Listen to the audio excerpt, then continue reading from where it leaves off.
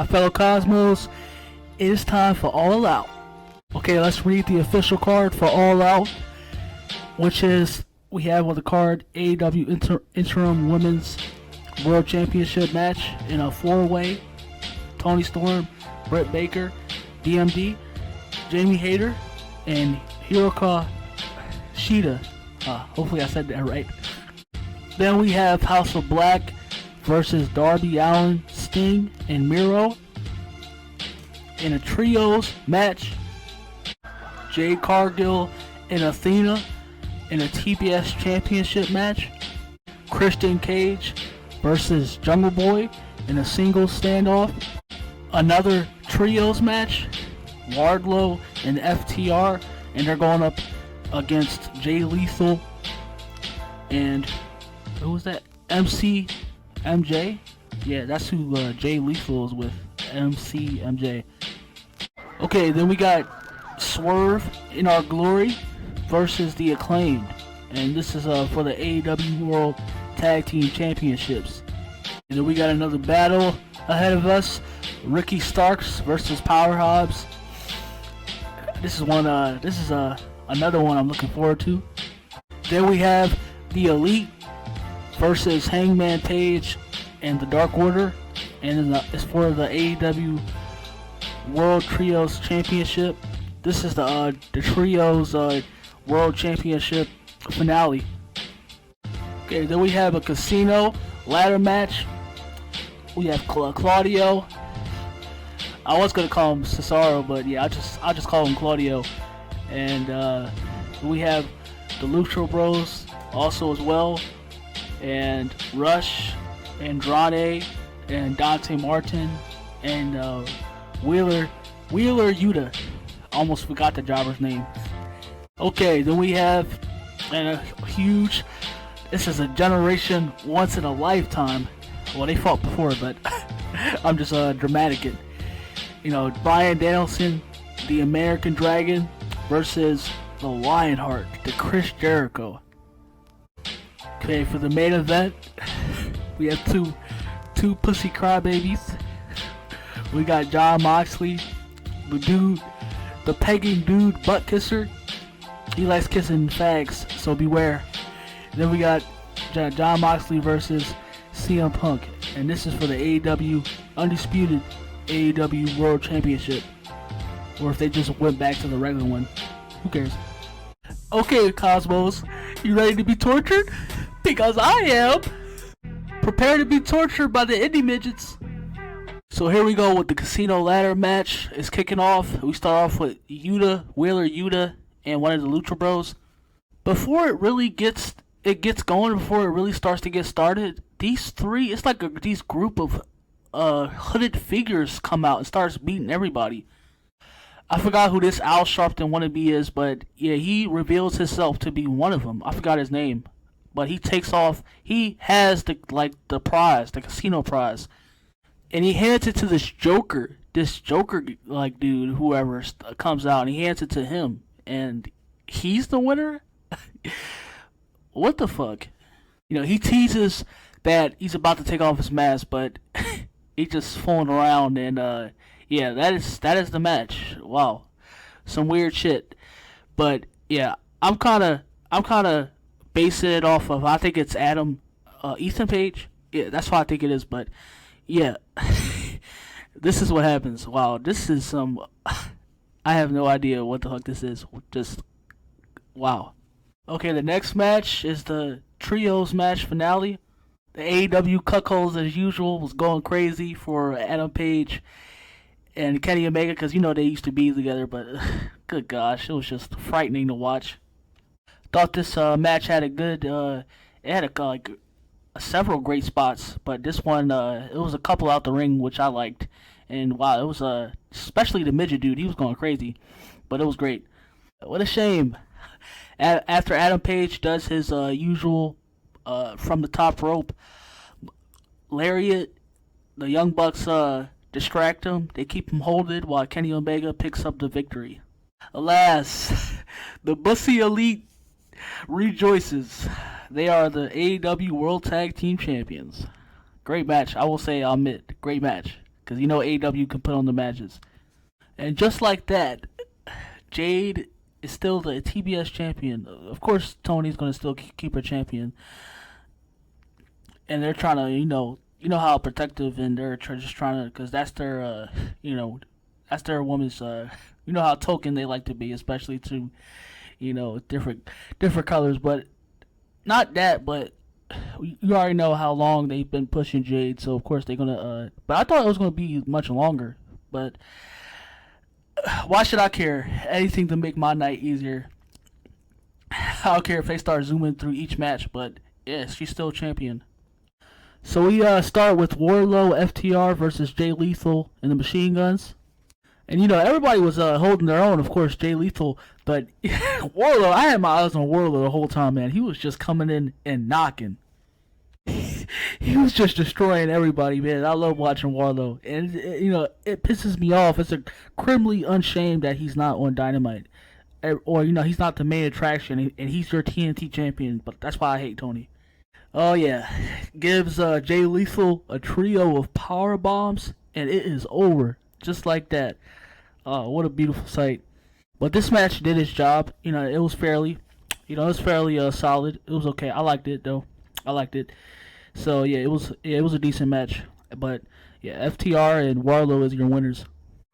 And this actually goes all the way back to Team Taz. And I'll let you know right now, I wasn't worried about that. I wasn't paying too much attention to Team Taz. But I did like Ricky Starks and Powerhouse Hobbs. Wow, what a story it has been for Ricky though. Lost his championship and his best friend. Damn.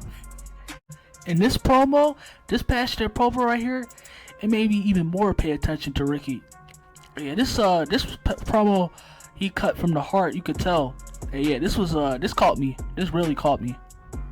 And I was even more shook, blown away when I saw this happen. I was not seeing this happen, considering how tight they were. But yeah, to see this happen, it's just gonna be the perfect comeback story for Ricky. So I'm very much looking forward to seeing this match. Yeah, Hobbs and Ricky. Okay, so the next one was Powerhouse Hobbs and Ricky Starks, and this was pretty much a squash match. Damn, I know pretty much it was going to turn out to be a squash match, but they could at least went to a little bit more, like a 10-minute, even 12, but can't trust Tony Khan to do anything great. But it's whatever. I wish it would have went on longer, because I was really expecting more. I was one of the matches I was really waiting on. Okay, next up, then we got Swerve versus the Acclaim. This had a couple of nice spots like this one, but I don't know if Bowen's foot was broken before, because it looked like he broke it off of this one. Yeah, it seems like that one kind of tweaked his foot a little. This was really a damn good match. Great match, another great one, man. I really thought Acclaim was going to take it. Really thought they was going to take it a couple of times that they had me. Acclaim for sure, man. Another group with that, which I like, man. I've been liking. But yeah, this is another good spot that they pulled off. This was great. But we know they wasn't winning. Yeah, the Acclaim wasn't winning going into this. Swerve retains, and yeah, they walk away with the victory. But it would have been awesome though to see them pull away with the win. But yeah, Swerve still are your champions. Okay, next up we have the 4 Women's Way. This is for the AEW Interim World Women's Championship. But it's just starting out. It's been a laughing stock so far. Yeah, this is probably going to end up being one of the worst matches. But they take Shida out for a minute, but not really. She's okay. She comes right back with Kendall sticks. She starts Kendall whipping Jamie and Britt. Oh yeah, they were doing a lot of slapping and kicking and punches, and it just looked really bad. I don't know, but the women in AEW they can't wrestle, bro. They can't wrestle. But I think I'm probably not the only one. I'm probably not the only one that thinks that. But yeah, they can't wrestle for shit. But yeah, Tony Storm walks away with the victory. So Jungle Boy and Christian, this whole got out of hand, when, when they were a team, and the Jungle Express had won the championships. So when they had lost the championships, it was only sealed the fate from then and there, and only went downhill. I'm loving the new version of Christian, Christian Cage, more grittier, nastier, hateful. Loving him, and Jungle Boy right now also. I'm also really into Jungle Boy. I'm loving it. These are one of the few matches that actually had story, and which I'm actually also looking forward to. I can't wait. This whole thing about between Jungle Boy and Christian, how broken friendship and personal backstory and families getting involved. I'm loving it, and I can't wait for the match. Cannot wait. Okay though, so this one is pretty shocking. You have Christian comes out in his snarky, sarcastic way. He gets slapped by Jungle Boy's mother. Then it looks like Jungle Boy is about to bring Luchasaurus out, and he does. But then he chokeslams Jungle Boy off into the ramp. I was like, damn. So he turning on Jungle Boy, and Christian, Luchasaurus brings Jungle Boy's body to Christian, and he gets the deed done, and Christian walks away with the win. I can't say I'm mad. Wow, this I actually really like this outcome, because Luchasaurus this just stacks to even more. This is how you really book if you want to talk about underdogs. But way better than Liv Morgan. But Luchasaurus betrays Jungle Boy, and I got a notification, but yeah, Christian Cage and Luchasaurus is now aligned with each other. It looks like he fully mastermind Luchasaurus to the other side. Wow.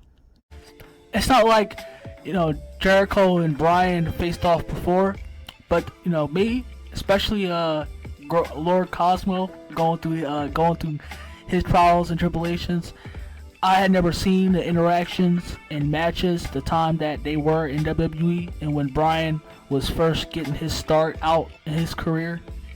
This is definitely a match I'm going to be looking forward to, and I can't wait between these two talents.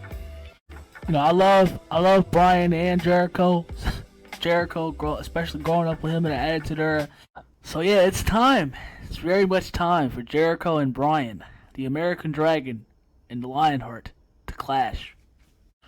They start off, it's a lot of technical. They going back and forth, a lot of technical wrap-ups.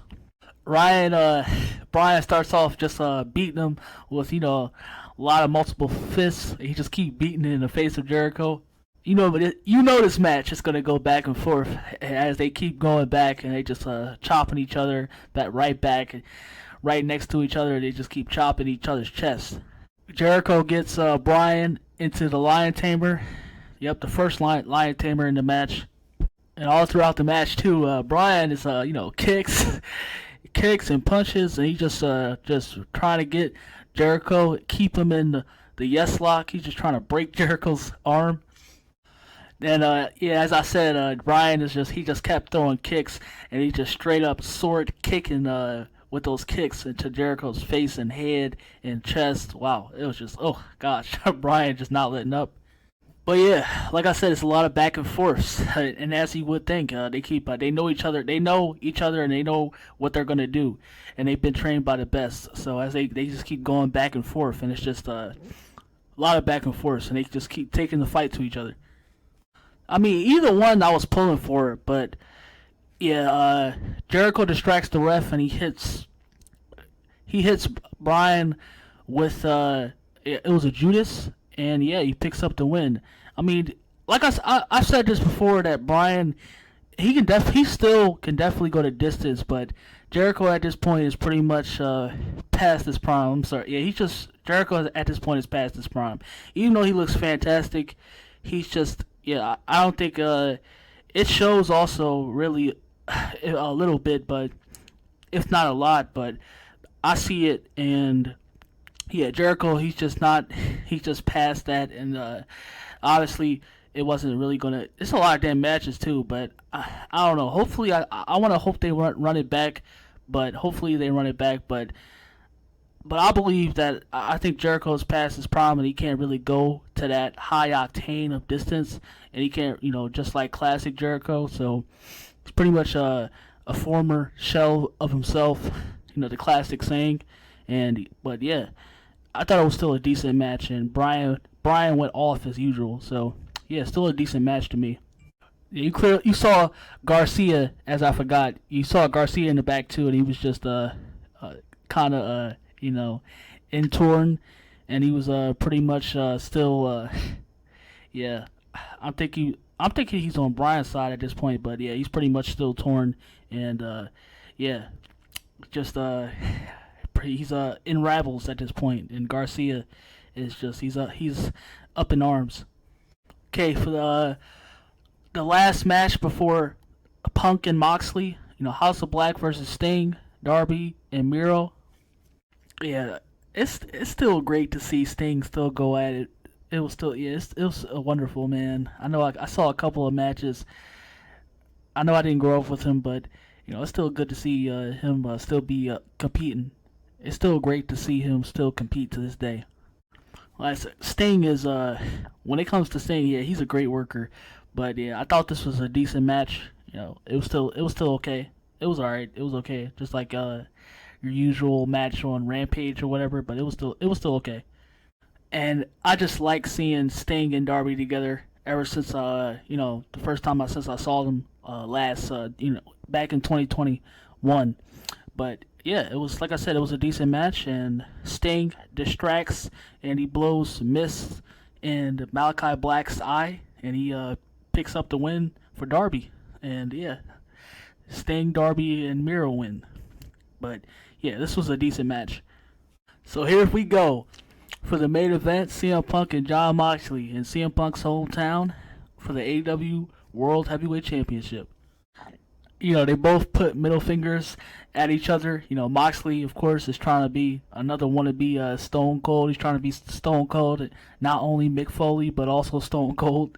He starts off with strikes to Moxley. CM Punk hits 3. This is the first one of Go to Sleep. He hits the first Go to Sleep in the match. They also fight in the crowd. Moxley busts CM Punk wide open. I guess CM Punk likes to bleed also these days. And yeah, Moxley is just wearing out and he's just wearing out and just beating into Punk, and he's just manhandling and beating Punk into the mat, just all over. Pretty brutal. Yeah, I did not expect Punk to win this match, but I mean, I can't really say that because you do have Tony Cokehead, and he loves pegging and butt fucking he loves being pegged by Punk, so there you go. I mean, come on, it's his hometown, but so of course he's not losing.